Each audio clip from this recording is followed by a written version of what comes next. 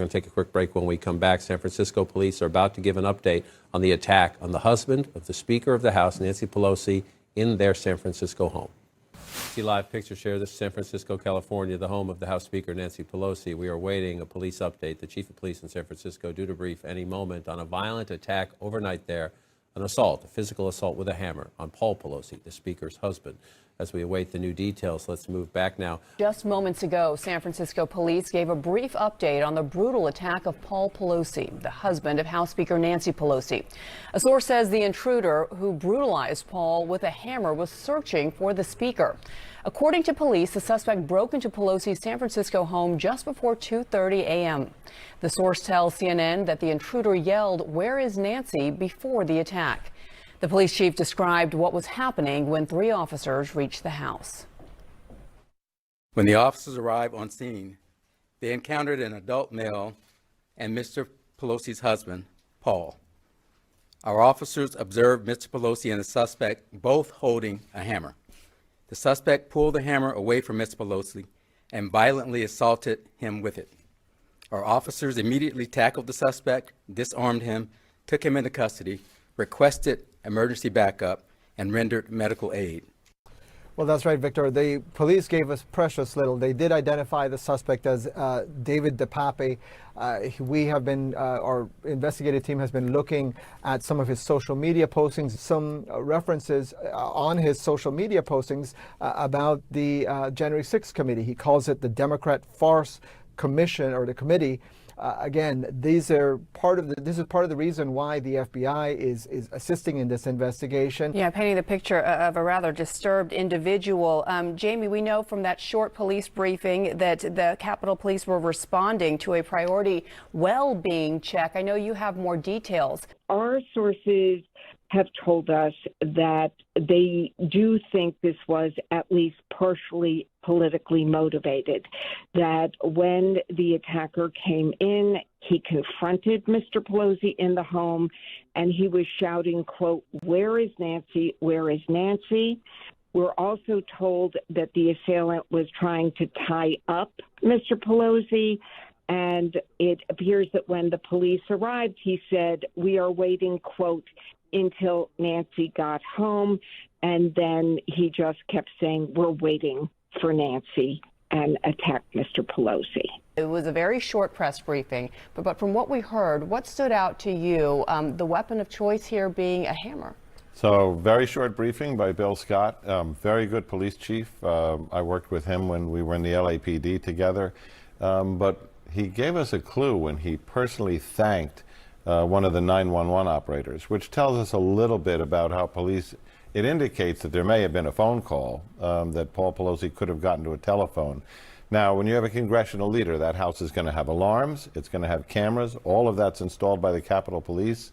The way we would have set it up, it would have also had a panic button that would have sent a call for help right out. So, layers of security. We'll have to dig deeper to find out which one worked. As for the hammer, you know, that tells us a couple of things. But that is if he brought the hammer in, and if the reporting is updated, let me know. But what we know is that police came in and saw both of them holding the hammer. So they're struggling over a hammer. This is like a bad scene from a movie. Right. They're struggling over the hammer in this fight when police come in, and when Mr. DePape pulls that hammer away and starts beating Mr. Pelosi again, police are crossing the room.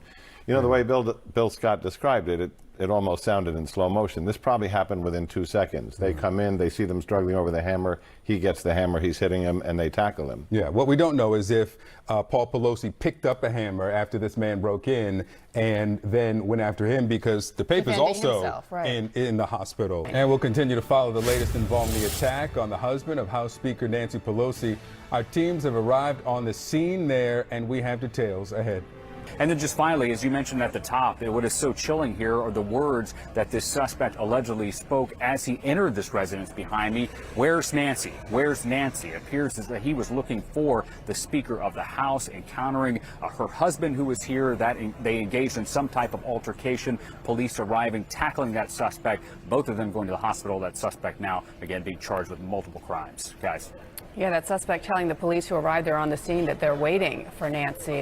Josh Campbell, thank you. The attack on Paul Pelosi, we cannot take that away from this midterm election campaign. This is the context in which it's happening, in which we're living. We will see if former President Obama speaks about this when he delivers a rally speech here tonight in Georgia as he begins his week-long foray into campaigning. But he's very close to Speaker Pelosi and very close to Paul Pelosi. I'm told he has been following the news and developments about this. So we will see if he draws a broader lesson from this. But there is no question that that these questions of decency and democracy are on the ballot. We're seeing Democrats across the board calling on House Republicans in particular to denounce this kind of violence. We've seen this, of course, on both sides.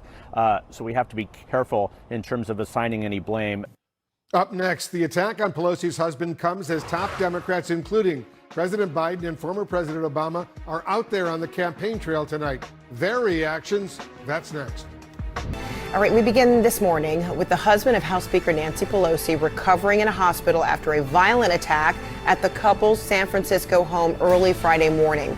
A spokesman for the speaker says 82-year-old Paul Pelosi underwent successful surgery for a skull fracture and serious injuries to his right arm and hand. Police say a man broke into his home just after 2 a.m. Friday and attacked him with a hammer. Sources say Paul Pelosi was able to call 911 at the start of the attack, and officers responded quickly. 82-year-old Paul Pelosi, the husband of House Speaker Nancy Pelosi, undergoing surgery after being violently attacked with a hammer early Friday morning at the Pelosi San Francisco home. Speaker Pelosi was in Washington at the time. Special call medic 66, location. Police say they found Paul Pelosi fending off an attacker after responding to a request for a priority well-being check at the Pelosi home. And we're now learning how police were initially dispatched here to the Pelosi residence in the first place. Sources tell CNN that Mr. Pelosi was able to call 911 at the start of the attack and kept the line open, speaking in code. It was an adept dispatcher who realized something was wrong, sent police here. Of course, they were able to tackle that suspect. He was taken into custody and now faces multiple charges, including attempted homicide and assault. Josh Campbell, CNN, San Francisco. That attack drawing swift condemnation on Capitol Hill, but also heightening fears of further violence with the midterm elections just days away. And in this country, a brutal, violent attack at the home of House Speaker Nancy Pelosi. Her husband now recovering in a hospital with serious injuries. A spokesman says 82-year-old Paul Pelosi successfully went through surgery for a skull fracture and injuries to his right arm and hands. Police say a man broke into the Pelosi's San Francisco home just after 2 early Friday morning and attacked Mr. Pelosi with a hammer. Sources say Paul Pelosi was able to call 911 at the start of the attack, and officers responded quickly, taking the suspect into custody. The attack shining a spotlight on new security concerns. Federal agencies warning that violent extremists pose heightened threats to the midterm elections.